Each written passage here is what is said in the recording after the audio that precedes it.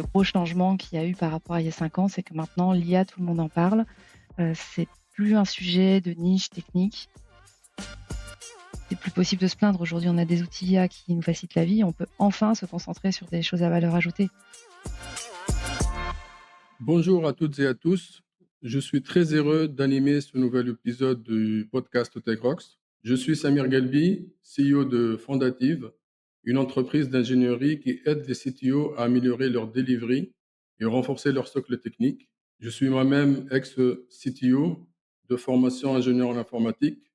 J'évolue depuis plus de 20 ans dans le monde de la tech et j'ai le grand plaisir aujourd'hui d'accueillir Céline Bayer, CTO de Lemonway, l'un des acteurs majeurs de paiement en Europe que vous connaissez certainement. On va parler d'un sujet qui devrait résonner pour pas mal de tech leaders, CTO sous pression, comment prendre les bonnes décisions dans un environnement incertain. Alors, ça nous fait penser à l'IA générative qui bouscule les repères, aux contraintes réglementaires, aux cut-offs budgétaires, aux enjeux de souveraineté, etc. Et avec Céline, on va essayer de démystifier tout ça par du concret. Et pour commencer, Céline, est-ce que tu peux nous parler de ton parcours et de ce qui t'a amené à prendre la direction de la tech chez Lemonway? Merci beaucoup Samir, ravie d'avoir cette discussion avec toi aujourd'hui. Moi, je suis, dans la tech depuis 2006. J'ai commencé en tant que développeuse, puis évolué sur différents rôles et actuellement, je suis chez, Lemonway, ça fait déjà 2 ans avec le rôle de CTO et ce que j'aime beaucoup, c'est d'avoir, une vue globale, à la fois au niveau de l'infra, au niveau du dev, de la qualité. C'est ça qui est vraiment, hyper enrichissant et dans un domaine de la fintech, qui bouge, tout le temps. Il y a beaucoup de choses à faire, beaucoup d'enjeux techniques et c'est ça qui me motive au quotidien. Comme on a eu la discussion, je sais que c'est vraiment le profil parfait pour cet épisode parce que tu es plein dedans. Il y a les sujets qu'on va aborder qui te concernent comme tout le monde, mais avec ça, tu évolues dans un monde trop réglementé qui est le paiement et dans l'Europe, au sein de l'Europe. Et donc, ça tombe bien. Alors, avant d'aborder le vif du sujet, justement, je pense qu'il soit important, Céline, je ne sais pas si tu es d'accord avec moi, de prendre un peu de recul sur le rôle du CTO qui a pas mal évolué ces dernières années. Et si tu compares avec il y a 5 ans, par exemple, quels sont les points clés qui illustrent le mieux ce changement?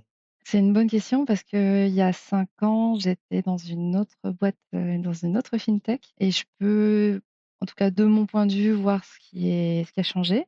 Par exemple, il y a 5 ans, le cloud, dans les fintechs, c'était pas une évidence. Je pense que nous, en tant que responsables techniques, on savait qu'on allait tous vers le cloud, mais c'était encore difficile de convaincre, des sociétés qui disaient: «Non, il faut que ça soit on-prem, il faut que ça soit géré par nous et par personne d'autre» et là, c'était, plutôt les banques qui menaient un peu cette orientation. Il y a eu quelques pionniers, je me souviens à l'époque, j'avais discuté avec United, qui avait déjà, migré, vers le cloud et pour moi, c'était une évidence qu'à un moment donné, il fallait, aller vers le cloud. Donc, pas un chantier que j'ai mené, à ce moment-là, mais quand je suis arrivée chez Lemonway, il y avait, la volonté d'aller vers le cloud, parce qu'il y avait encore une partie qui était on-premise, une autre partie qui était déjà, sur AWS et donc c'est un projet, que j'ai mené parce qu'il fallait absolument, sortir de cette infra physique et on a migré sur Azure toute la partie, paiement. Je pense aussi aux contraintes réglementaires qui ont évolué. D'abord, là, il y a de plus en plus de mises à jour, de plus en plus souvent. En ce moment, on parle beaucoup de DORA chez nous. On a aussi, un environnement qui est PCI DSA, donc il y a des évolutions de cette certification, qui a des implications, techniques et il y a 5 ans, donc il y avait aussi de la réglementation, mais ce que je vois, c'est que ça s'accélère en fait. Il y a de plus en plus, de normes, mais elles sont là aussi pour, le bien, de tout ce qu'on produit, parce que, il faut pas faire n'importe quoi, c'est important de respecter, ces réglementations. Maintenant la difficulté, c'est qu'il y en a beaucoup et par exemple chez Lemonway, on est, aussi sur un terrain européen, donc il y a aussi, des régulations, locales et il faut, savoir s'adapter et assez vite. C'est ça? Il y a aussi l'IA. Exactement, j'allais te dire, le gros changement qu'il y a eu par rapport à il y a 5 ans, c'est que maintenant l'IA, tout le monde en parle. C'est plus un sujet de niche technique, c'est tous les départements, ont un avis là-dessus. On a tous envie, on se dit: «Ça va vraiment changer le monde». Moi, honnêtement, j'ai hâte que ça s'améliore encore. J'ai beaucoup d'attentes de l'IA. Aujourd'hui, clairement, ça ne remplace pas les développeurs. On passe plus de temps à relire et vérifier, les hallucinations, que de, vraiment pouvoir, voilà, remplacer tout le développement. Mais par contre, ça fait déjà gagner énormément de temps sur des tâches qui ont peu de valeur ajoutée et je trouve que c'est ouais, c'est un moment génial, pour nous enfin, en tout cas à la tech et puis, pour tous les leaders tech de travailler dans ce monde qui évolue sans cesse parce que, il y a beaucoup de choses à faire, en fait.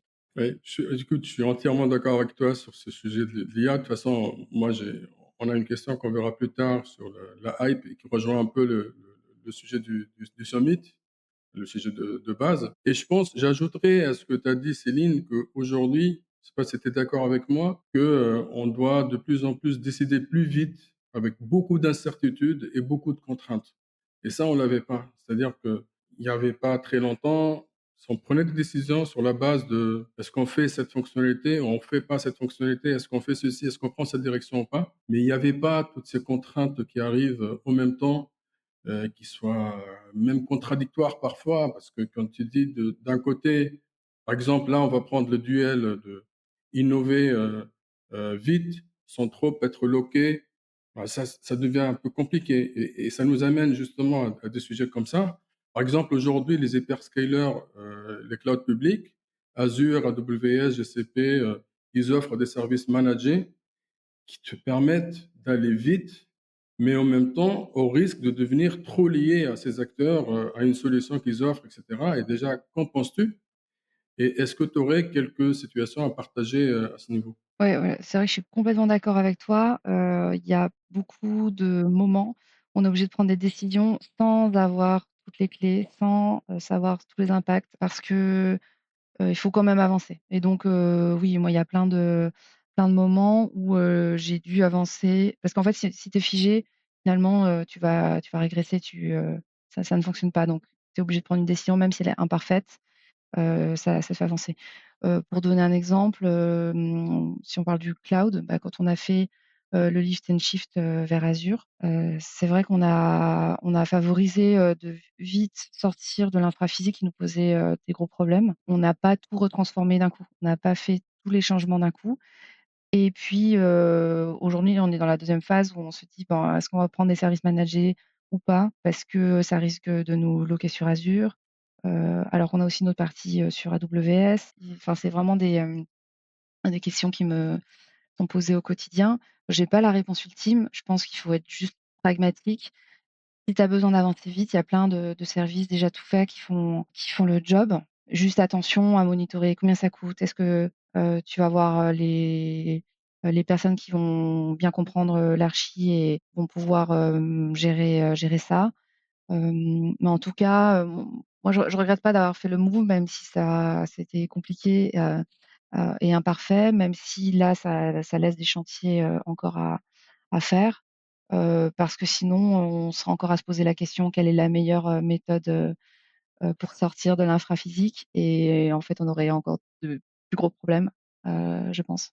Et est-ce que tu ne penses pas que, par exemple, il y a des stratégies aujourd'hui, qui deviennent de plus en plus, je dirais, utilisées ou adoptées, ce qu'on appelle les clouds agonistiques, les solutions basées sur, Kubernetes, comme ça, qui te permettent pas d'être vraiment loqué à un cloud provider, mais plutôt tu peux in fine prendre le service managé qui est offert, par n'importe lequel. Parce qu'aujourd'hui, on peut trouver chez ScaleOS, chez OVH, chez même Infomaniac, acteur suisse, des services managés Kubernetes et je peux, en même temps rester, chez, AWS ou chez Azure parce qu'ils offrent, pas mal de fonctionnalités, mais en même temps, je peux migrer si jamais demain la contrainte de souveraineté m'attrape, bah, je ne serai pas vraiment trop loqué à ces hyperscalers. Oui, on a eu beaucoup de débats en interne sur, Cube ou pas Cube. On n'a pas opté pour, Cube, en tout cas à date. Je dis pas que ça peut pas changer, dans les prochains mois ou années. Les raisons, on avait peu de compétences en interne, qui maîtrisaient bien Cube. Parce que moi, ce que je comprends, c'est qu'il faut une bonne connaissance, de Cube et pouvoir, tu vois, même si on avait externalisé, ben, après il faut quand même pouvoir, manager le système. qui y a eu j'ai eu des retours d'expérience aussi dont j'en ai discuté autour de moi, il faut bien aussi gérer les coûts, que ça peut engendrer. Mal fait, ben, il y aura encore d'autres soucis. Donc oui, pour ces raisons-là, on n'est pas allé vers Cube. On a continué la dockerisation, on a continué certains services managés, mais on n'a pas tout orchestré, avec Cube. J'ai un autre exemple, on a racheté, une boîte, en juin dernier qui s'appelle, Paygreen, et eux, ils ont, tout sur GCP, Kubernetes, donc complètement différent de ce qu'on a, nous, installé sur, Azure et AWS. On pourrait envisager de se dire: «Bon, on a GCP, on arrête GCP, on le met sur un autre cloud» et enfin, après une petite étude, enfin, avoir discuté avec les équipes, il y a quand même des adaptations à faire, donc c'est pas si portable que ça, enfin, ou en tout cas dans l'implémentation qu'ils en ont faite, je sais pas. Ouais, c'est à discuter et bon, la décision, ça a été, comme on a beaucoup de projets en cours, passons pas non plus beaucoup d'énergie à aller juste porter pour porter parce que en fait, de toute façon, on va pas mutualiser sur, les autres services qu'on a actuellement sur AWS si on passait de GCP vers AWS. Donc pour l'instant, c'est encore sur GCP en mode cube. Mais, bien sûr, j'ai pas dit: «On arrête cube et on enlève tout ça», parce que, en tout cas, ce système fonctionne, bien à l'heure actuelle. Ouais, non, mais je comprends et je t'assure que moi, on a pas mal de clients qui optent aussi pour rester enfin sur un seul cloud provider. J'ai peu de clients que je connais qui sont réellement multi-cloud. D'abord ça, je connais pas trop. C'est vrai qu'on en parle, mais réellement, il y en a pas trop. Généralement, ce qu'on fait sur du multi-cloud, c'est soit des CDN, tu vois, pour faire de la distribution du contenu qui soit vraiment cheap, etc. Ou alors, on fait des stratégies de DRP, Disaster Recovery Plan, pour que si jamais il y a un truc qui brûle ou qui lui arrive quelque chose de vraiment grave, on peut migrer sur l'autre cloud. Et c'est là où des solutions comme Cube peuvent aussi aider, parce que au lieu de repartir en plusieurs jours, bah, tu peux le faire en quelques heures. C'est vrai qu'il y a des adaptations à faire et je te rejoins parfaitement là-dessus. C'est pas 100% portable, mais tu peux industrialiser cette partie de migration. Tu vois, si tu veux faire tourner ton infra sur GCP de base et tu veux, en cas de problème, la faire tourner sur Scaleway, bah, tu peux tout préparer en amont. Ça, c'est possible. C'est vrai que c'est possible. Nous, notre stratégie DRP, là, pour le coup, on a utilisé, les services d'Azure. Donc là, bah, oui, on est loqué, par rapport à ça. Mais bon, c'est des services, assez critiques et c'était plus simple à mettre en place. Que d'aller refaire, une infra ou parce que là, on a beaucoup de VM à gérer, en fait. On est encore en mode VM, tout n'est pas dockerisé, tout n'est pas, enfin, c'est encore, des choses à refaire. Mais oui, oui, je vois où tu veux en venir. En fait, je pense qu'à la réponse à un problème, il y en a plusieurs réponses possibles. C'est ça qui est génial dans notre métier, c'est qu'il y a pas, tu vois, il y a pas une réponse, mais on peut avoir différentes stratégies. C'est tout l'objet de cet épisode. En tout cas, on va essayer comme je disais, d'avoir du concret, et des retours d'expérience. Alors, ça nous mène au deuxième sujet, qui est justement la gestion de priorité entre trop de choses qui arrivent urgentes d'un coup et qui sont hétérogènes. Alors, je ne sais pas si tu es d'accord avec moi encore, mais il y a quelques années, les CTO ne chômaient pas hein, non plus. C'est pas parce qu'il y a eu l'IA et parce qu'il y a eu la souveraineté, parce qu'il y a eu toutes ces contraintes réglementaires, que le CTO devient d'un coup saturé, il doit prendre des décisions, etc. C'était toujours le rôle du CTO de le faire. Sauf que ce qui change vraiment, en tout cas à mon avis, c'est aujourd'hui, avec ces sujets qu'on a l'habitude de gérer, qui est la dette technique, le delivery sur le backlog, faire monter en compétence les équipes, les fédérer, arriver à emborder, à embaucher au bon moment, etc. Ah là, il y a des nouveaux sujets qui émergent, qui sont très hétérogènes et en même temps très immatures. Et en même temps, on doit prendre des décisions urgentes là-dessus. Bah, je pense, si jamais tu es attrapé par une contrainte réglementaire de DMA, de RGPD, ou que tu dois renforcer la sécurité parce qu'on a peur que la Russie fasse un truc contre la France, par exemple, ou parce que tu dois utiliser, je sais pas, des verrous pour qu'il n'y ait pas trop de code qui est généré par l'IA, par tes devs et qui ne soit pas contrôlé. Est-ce que tu peux partager quelques situations vécues à ce niveau? C'est-à-dire que comment tu gères les priorités et tu prends des décisions alors qu'il y a plusieurs priorités qui prennent différentes orientations et différentes directions? Tu as complètement raison. Il y a quelques années, enfin même, dans toute ma carrière, enfin à aucun moment la CTO, ne chômait parce qu'il y avait toujours, beaucoup de sujets en même temps. C'est vrai que là, bah, on en rajoute encore, tu parlais de l'IA, il y a beaucoup, beaucoup de choses à prendre en compte. On ne prend pas que des décisions techniques, hein, c'est comme tu disais, on accompagne aussi, nos collaborateurs. En fait, les décisions, moi, je les prends, souvent en concertation avec le business. Je me dis: «Où est-ce qu'on a de la valeur?» Donc parfois, on a des sujets de fond qu'il faut faire. On voit pas tout de suite, tu vois? C'est pas une fonctionnalité produit, une fonctionnalité qui va rentrer dans les mains du client. Mais de revoir certaines fondations comme, bah, l'infrastructure, c'est très important parce qu'en fait, sans ces fondations-là, tu peux rien construire. Je me souviens, bah, d'une décision, qui a été difficile à prendre quand je vais parler beaucoup de cette migration de lift and shift vers Azure, mais on a basculé, c'était il y a presque un an, c'était en décembre de 2024 et suite à ça, il y avait enfin, malgré, tout ce que j'avais entendu, malgré ce qu'on avait commencé à regarder, toute la partie, FinOps a mal été, gérée et bon, je prends aussi ma part de responsabilité là-dessus et en fait, à partir de là, j'ai mis un stop sur beaucoup de projets parce que c'est devenu, très important. On allait même carrément mettre la boîte en risque, en fait, en ayant des factures, incroyables et absolument inattendues au niveau d'Azure et là, ça a été au début, difficile à faire comprendre aux équipes, qu'il y a des projets qu'on allait, mettre en pause. On allait pas du tout, pouvoir les délivrer. On allait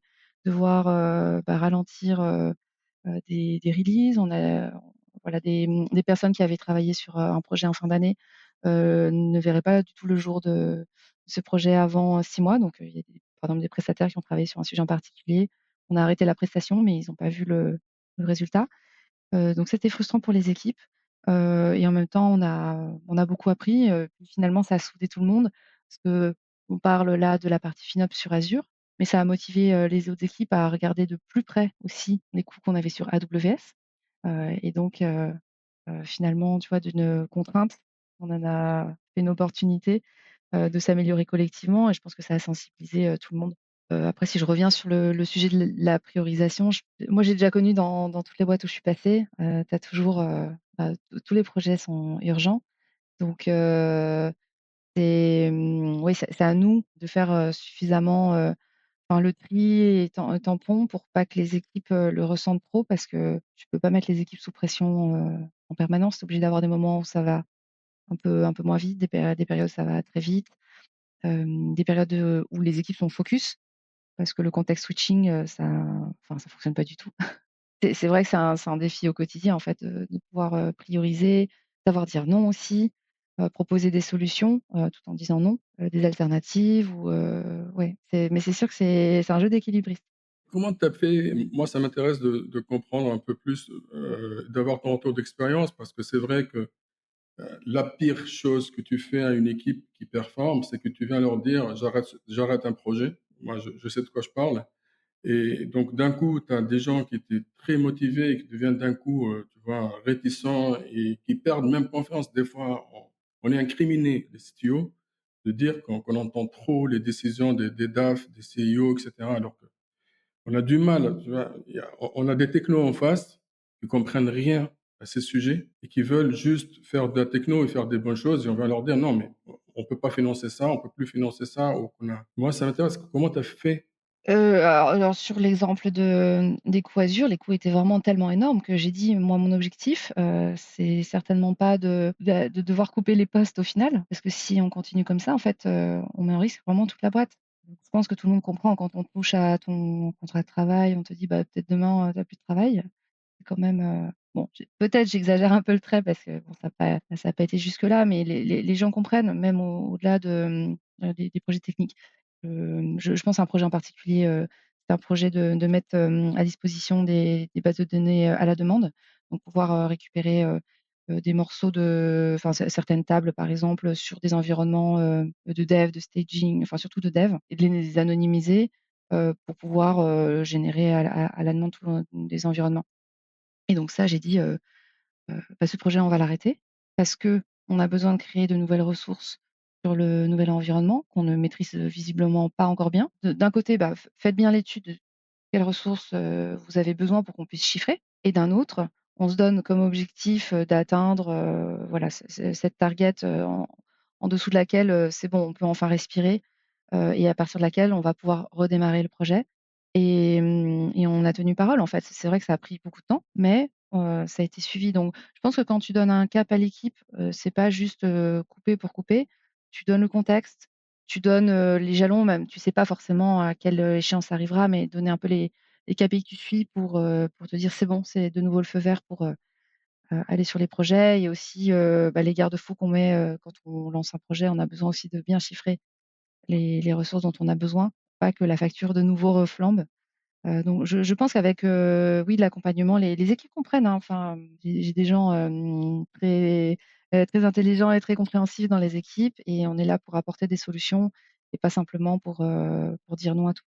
Ah oui, clairement, je suis entièrement d'accord avec toi et je conclus peut-être que même au niveau des équipes, il faut que les CTO les éduquent, que désormais, il n'y a plus des priorités qui ne changent plus, qu'on doit toujours s'attendre à des priorités qui changent et parce que c'est juste le contexte qui devient dans lequel on évolue tous, qui change, très vite et il faut c'est-à-dire qu'il ne faut pas se dire que changer les priorités, c'est une mauvaise chose. Parce qu'aujourd'hui, il faut embrasser ces changements, il faut savoir vivre avec, il faut bien les prendre et comme tu dis, il faut donner un cap, il faut vraiment expliquer les choses, expliquer le contexte et on doit s'attendre, nous, CTO, à ce que nos équipes comprennent. Et de toute façon, ils n'ont pas le choix. Ils doivent apprendre à comprendre. Et ça, je le dis qu'ils n'ont pas le choix, mais c'est à nous de les éduquer, qu'ils apprennent à fonctionner de telle sorte. Ouais, ouais, en tant que CTO, tu te donnes la direction, tu dis le résultat vers lequel tu vas arriver.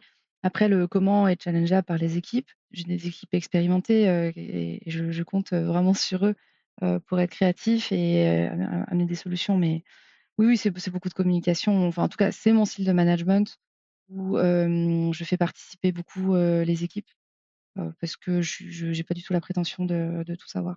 Écoute, là, on va s'intéresser à un autre sujet qui va être le sujet du summit, mais on va juste introduire peut-être certains sujets. C'est toute la hype autour de l'IA versus la réalité et qui m'a, moi personnellement, aujourd'hui, je ne pratique pas le métier de CTO, mais j'ai beaucoup de clients et qui ont des CTO, et même mon CTO à moi qui est un peu plombé sur ce genre de choses. Alors, parmi tous ces sujets, il y a particulièrement la hype IA qui devient d'un coup le sujet de tout le monde, y compris et surtout les non-tech. Or, entre ce que racontent les médias, les grands patrons, les GPT, Intco, les startups IA, plusieurs influenceurs et la réalité du terrain, on sait très bien qu'il y a un gap. Comme tu le disais tout à l'heure, l'IA ne remplace pas encore les développeurs et elle ne va pas les faire, et elle va pas le faire. Mais c'est pas ce qu'on raconte. On dit que, par exemple, dans les médias, on dit que il y a pas loin que quelques jours là, le patron de Claude Code, il disait, que 90 du travail des développeurs, il est fait par l'IA. C'est pas vrai. On sait que c'est pas vrai, nous, et ça complique notre vie un peu plus. Quand il faut dire non à un projet trop hype, justement, bah, comment arrives-tu à convaincre d'un côté la direction qui vient te dire bah, comment c'est faisable pour les autres, pas pour nous, et du côté des équipes qui, eux, te disent bah oui, tu as raison parce que c'est pas la réalité, etc. Ce paradoxe-là, comment tu arrives à le gérer? Alors c'est vrai, hein, que je l'ai entendu beaucoup, on va remplacer tous les techs par de l'IA. J'ai envie de dire: «Bah, pourquoi pas?» J'ai envie d'y croire. Aujourd'hui, c'est pas du tout possible. Alors on fait des expérimentations. Je pense qu'on pourrait aller plus loin, mais encore une fois, il faut arriver à dégager du temps. Donc j'essaie de trouver des compromis en laissant de la liberté, aux équipes d'expérimenter, en sensibilisant. Mais en même temps, de toute façon, cet objectif de tout remplacer par l'IA, je pense que à l'heure d'aujourd'hui, c'est encore un peu utopique. Il y a des projets qu'on a fait, enfin en utilisant beaucoup d'IA ou beaucoup de LLM, et ce que je disais là en début de podcast, c'est qu'on a passé aussi beaucoup de temps à bien relire, à rechallenger et à éviter les hallucinations. Je pense que tu peux pas faire confiance 100 à l'IA si tu maîtrises pas déjà ton sujet, parce que sinon l'IA va te faire, va t'emmener, n'importe où. Mais en tout cas, on a beaucoup travaillé sur, l'outillage, équiper les équipes avec des licences. faire du partage, d'expériences, dans les moments où je rassemble toute la tech. Il y a eu des démonstrations à plusieurs reprises, de personnes qui ont utilisé Cursor, de personnes, qui ont utilisé n et en fait, ça a donné envie aussi aux autres de tester. Par exemple, bah, j'ai une équipe qui était plutôt, sceptique au départ à utiliser, les outils, d'IA, et qui maintenant, peut plus s'empêcher, enfin n'utilise que Cursor et ne pourrait plus utiliser, d'autres outils. Donc je trouve que, en tout cas en interne, on pourrait être plus vocaux, nous département tech sur l'IA. C'est vrai que moi-même, je lis beaucoup de choses, autour du sujet, mais je le partage pas systématiquement à la boîte ou même à mon codir. Je pourrais je pourrais faire ça, beaucoup mieux, parce que, finalement ceux qui parlent beaucoup d'IA, c'est d'autres départements. Après on a aussi la chance d'avoir une personne, qui a été, dédiée à ce sujet au sein de la boîte, donc il partage son temps avec, d'autres, responsabilités, mais ça permet d'avoir un relais et régulièrement, d'avoir, l'IA dans voilà, dans notre quotidien et il y a eu des outillages qui ont été mis en place au niveau de la boîte, des sensibilisations qui ont été mises, en place au niveau de la boîte et de toute façon, je pense que c'est pas un sujet que tech et donc là, ben, comment dire non à la hype? On a voilà, faire des fois des compromis, des projets, on va utiliser un peu plus d'IA. D'autres fois, bon, c'est un peu plus traditionnel, mais parce qu'on déroule, des choses, qui ont déjà été commencées. Donc voilà, je sais pas, il y a pas de meilleure manière de faire, mais je pense qu'on peut toujours, faire plus, mais ça demande un petit peu de temps d'exploration, de se tromper, de recommencer. Puis comme les modèles évoluent vraiment très, très vite, faut aussi avoir le temps de pouvoir comparer. Tu vois? Quelque chose qui ne fonctionnait pas, il y a 3 mois, maintenant des réponses complètement différentes. Ah, j écoute, je suis totalement d'accord avec toi et puis le rôle de centralisé en fait, chez quelqu'un ou une équipe. Moi, ce que j'ai fait, par exemple, chez Fondative, ici, on a une cellule qui s'occupe en fait, on a une R&D et dans l'R&D, il y a une cellule qui fait de l'IA et moi, la piste qu'on a empruntée, c'est de donner le cap par rapport aux choses, d'abord, qu'on ne veut pas faire. C'est-à-dire, il y avait des choses qui coûtaient énormément cher dans l'IA, avant l'IA, et qu'on pouvait pas faire. Par exemple, l'extreme programming. C'était un concept super bien, mais moi, je connais pas, plusieurs CTO qui le font. Alors que on me dit que c'était efficace. Moi, personnellement, je l'ai jamais pratiqué, je l'ai jamais réussi à le mettre en pratique tellement il coûtait cher. Aujourd'hui, bah, tu peux utiliser ton assistant de codage comme quelqu'un avec qui tu extrêmes programmes et donc tu peux implémenter ce concept et voir réellement ce que ça donne. Autre chose, par exemple, que les développeurs ne veulent pas faire, c'est documenter. Aujourd'hui, tu peux avoir, une documentation exhaustive et qui font bien le job. Un autre cas de figure, par exemple, les tests unitaires, pareil. Tu vois, on ne peut pas demander aux développeurs en même temps d'avancer vite, d'être exhaustif sur un certain nombre de sujets et de garder vraiment leur implication là-dessus. Et donc, en tout cas, chez Fondative, on a orienté les choses vers ce qu'on ne veut pas faire, en fait. Parce que le développeur, il veut quand même coder. Ça l'anime, ça. Il veut le faire. Donc, on ne va pas lui piquer ça. De toute façon, c'est pas faisable. Aujourd'hui, à l'état de l'art, c'est pas vrai. Et comme tu le dis, je suis d'accord avec toi, ça ne remplace pas le développeur. Et si tu prends du code qui est généré par de l'IA, bah, sache que tu fais du legacy dès ta première ligne de code. Ça, on est d'accord là-dessus. Maintenant, tu peux être assisté pour faire mieux.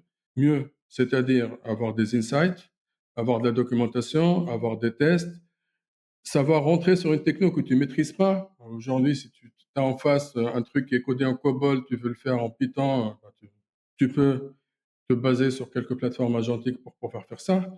Sur l'observabilité aussi, tu peux avoir des trucs prédictifs aujourd'hui sur des solutions comme Datadog ou autre. Bah, des choses prédictives qui vont te dire attention, bah, tu peux être en manque par rapport à ton espace d'ici quelques temps parce que il y a quelques patterns qu'il est en train de regarder sur les logs et toi que tu veux pas. Mais ça s'arrête là. En tout cas, pour le monde de l'informatique, ça s'arrête là. Donc, c'est bien. De toute façon, ça change notre façon de faire, c'est sûr. C'est là pour rester, c'est sûr. Mais on doit apprendre à faire avec, pas soit l'agent de codage, soit le développeur. Moi, je ne suis pas du tout dans cette optique-là. Il faut faire avec les deux. Le développeur doit savoir utiliser les agents. C'est pas faire l'un ou l'autre. Je sais pas si tu es d'accord, Oui, oui, oui, je suis d'accord, c'est complémentaire. J'ajouterais aussi qu'en tant que développeur, on se plaint de faire, plein de choses rébarbatives, faire du copier-coller ou, voilà, de revoir, c'était quoi, quel algo ou de faire des templates. C'est plus possible de se plaindre. Aujourd'hui, on a des outils IA qui nous facilitent la vie. On peut enfin se concentrer sur des choses à valeur ajoutée. Et donc, il y a ça. Donc, nous aussi, on utilise, beaucoup les IDE, augmentés par l'IA pour, générer des tests. Donc ça, oui, ça fait gagner du temps, ça c'est certain, ouais. Alors, il nous reste 2 choses à voir. Je vois avec toi, surtout avec toi, les contraintes budgétaires et leurs impacts parce qu'en fait, et c'était d'ailleurs un sujet d'une des newsletters de TechRox. Il y a les contraintes budgétaires qui arrivent. La tendance, elle est au downscaling, la tendance, elle est au cut-off du budget, mais on a de plus en plus d'attentes. On attend de plus en plus de choses des techs, sous tutelle de il y aura l'IA aussi qui va nous aider à faire des choses et on a dit que c'est pas le cas. Et donc, face à cette conjoncture-là, quels leviers t'ont permis à faire des vraies économies smart, je dirais? Parce qu'il y a des économies qui servent à rien, mais est-ce que tu as eu à faire ça? Oui, clairement, bah, forcément, je repense au projet de migration, cloud. Et on a dû mettre en place, des pratiques, FinOps. Donc pour ça, les outils qui sont sur, Azure, AWS ont beaucoup aidé, en tout cas à trouver, les pistes d'optimisation. J'utilise un autre outil qui s'appelle CoStory et qui m'aide à avoir une vue agrégée, une vue que je peux partager avec mon directeur financier aussi, pour lui montrer, l'avancement, est-ce qu'on est dans le rouge, est-ce qu'on n'est pas dans le rouge. Bah, ça c'est important en fait et finalement ça fait partie de l'hygiène qu'on doit avoir. Donc pas forcément dans une vue cut-off, mais plus de bien regarder au quotidien, là où on dépense et voilà et trouver des pistes d'optimisation parce que ça peut, vite, vite s'enflammer. Donc ça, c'est pour la partie cloud. Je peux dire aussi que, cette année, j'ai fait appel à beaucoup d'externalisation. Il y a eu des projets, exceptionnels sur cette année et ça aussi, c'est des coûts que je regarde de près. D'abord, ça m'aide à identifier si, finalement, c'était que du projet ou si ça veut dire qu'il va falloir augmenter, le staffing sur l'année prochaine. Parce que d'avoir, des personnes, tu vois, à temps plein et que finalement ils sont intervenus sur un peu tout et pas forcément que le projet phare, ça explique qu'on a besoin d'autres personnes. Puis, bah, forcément aussi challenger sur le nombre, de personnes qu'on a dans les équipes et ce que j'explique, c'est que tous les efforts qu'on fait pour, optimiser, par exemple sur, la partie, qualité, production de tests, automatiques, manuels, end-to-end, je pense que sans le travail de produire de plus en plus de tests automatiques, d'augmenter cette couverture.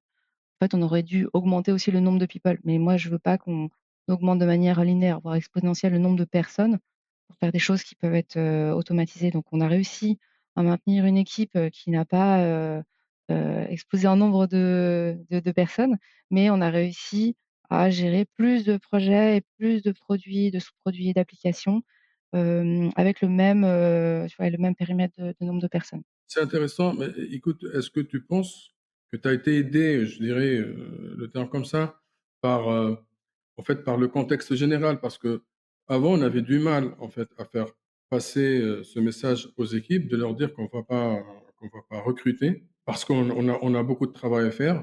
Mais aujourd'hui, on peut se dire: «Ben, regardez, il y a partout des contraintes budgétaires et on doit savoir à faire mieux avec les moyens de bord». Est-ce que tu ne penses pas que ça a aidé?